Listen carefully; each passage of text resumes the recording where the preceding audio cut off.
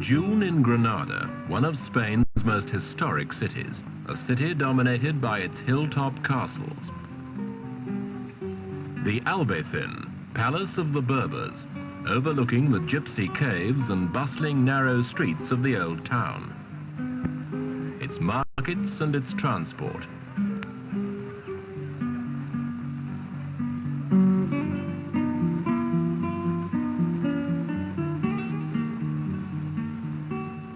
And on the opposite hilltop, the mighty Alhambra.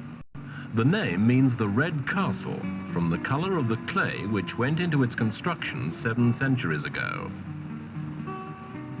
Massive exterior fortifications cloak dazzling interiors, where the hard Spanish sunshine and shadow makes the most of delicate Moorish-inspired architecture and decoration. This is the superbly proportioned Court of Lions, with arcades surrounding the centerpiece fountain from which it gains its name. Every column and arch is surmounted by incredibly detailed plasterwork in subtle coloring.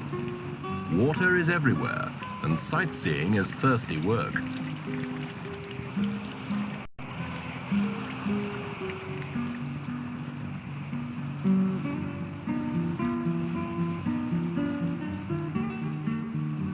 This is Granada's third spectacle, the general life.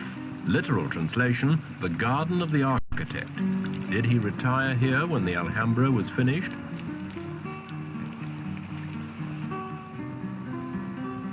But Sam Alper, chairman of Caravans International, the world's biggest caravan maker, is not here as a tourist.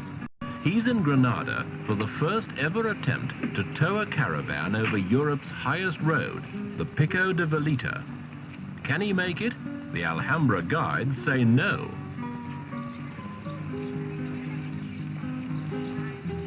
And Senor Martin, director of tourism who has come to see him off, agrees. No car has got up through the ice and snow, he says. You won't get beyond kilometer 42, and that's 6 kilometers and 2,000 feet from the summit. But good luck.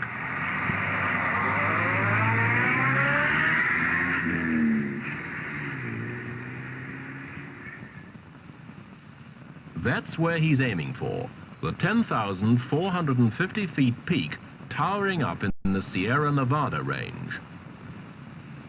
But first, he's got to thread the Austin Mini and its 10 feet long Sprite 400 caravan through the busy streets of Granada. It's a maneuverable outfit and makes light work of the traffic.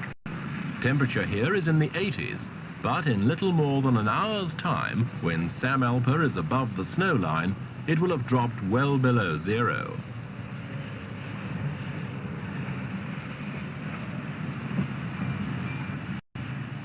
Here's a natural hazard. Sheep don't care about fast drivers as they head for out-of-town grazing.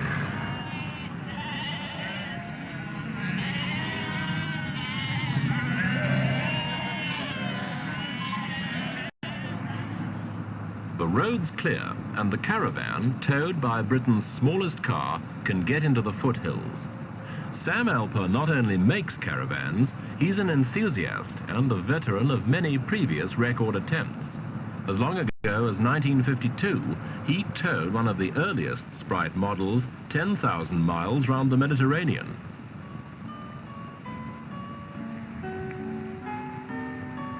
Easing a caravan down into the narrow streets of a sleeping mountain village presents no problems for this experienced driver.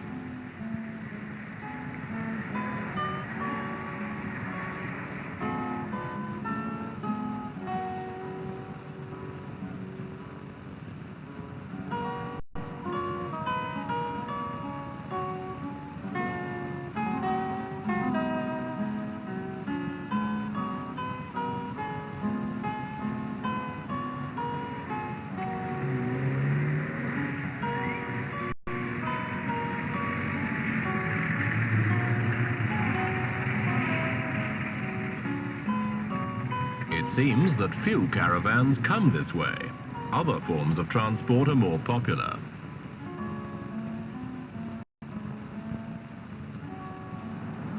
Out of the village and really climbing now, as the outfit claws its way up the succession of hairpin bends that wind up to the snow line and beyond. Third gear and full throttle, with the speed rarely dropping below 45 miles an hour.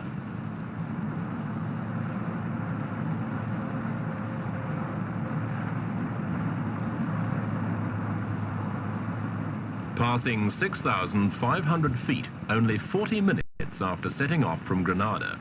Not bad going, but driving needs real concentration with a narrowing road and unguarded road edges on the corners. He's well above the clouds now.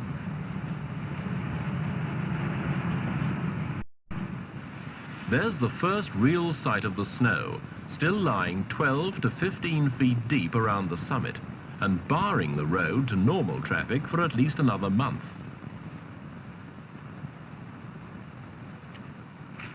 Someone else going up and looking for a lift, a ski lift of course.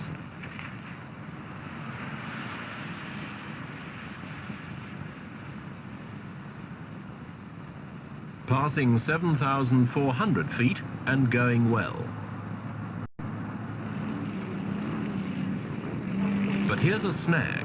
The road's closed for Europe's highest hill climb. These souped-up cars were supposed to go to the summit. Ice and snow is stopping them 6 kilometers short.